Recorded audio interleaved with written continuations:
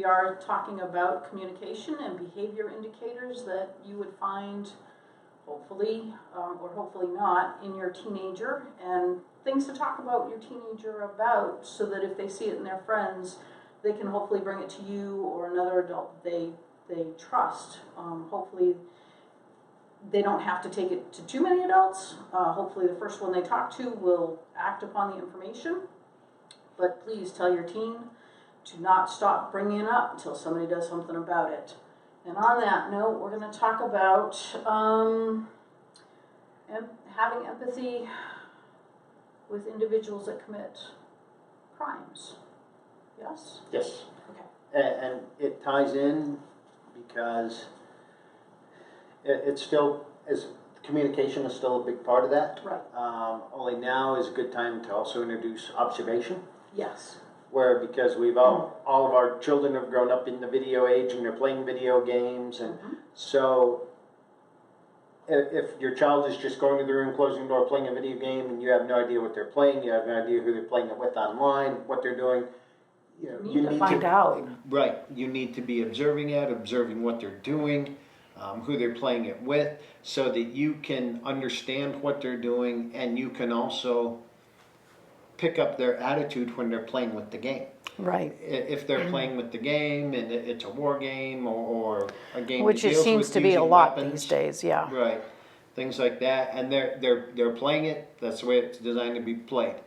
But if they start getting into their naming victims, and it's names that you're recognizing, whether it be other kids at their school, things like that, then that is now a real problem that needs to be addressed. Yes. But you're not going to know about any of this unless you're observing what they're doing. Yeah. They're not going to, one of the other things with this is, they could make comments, things like, but nowadays, kids don't sit down and watch the news with their, I shouldn't say nowadays, we didn't really do it with our parents either.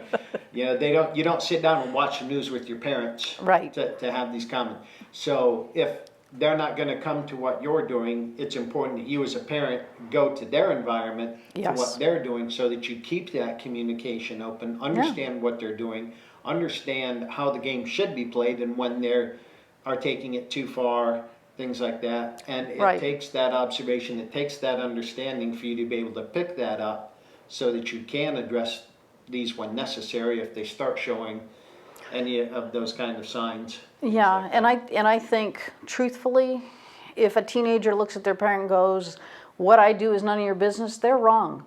They're wrong. You're their parent. You brought them into this world, and it is your responsibility until they turn 18 to guide them. So, you can look right back at them and go, I do have a right. You live in my house. You're my child. I care. And you should care.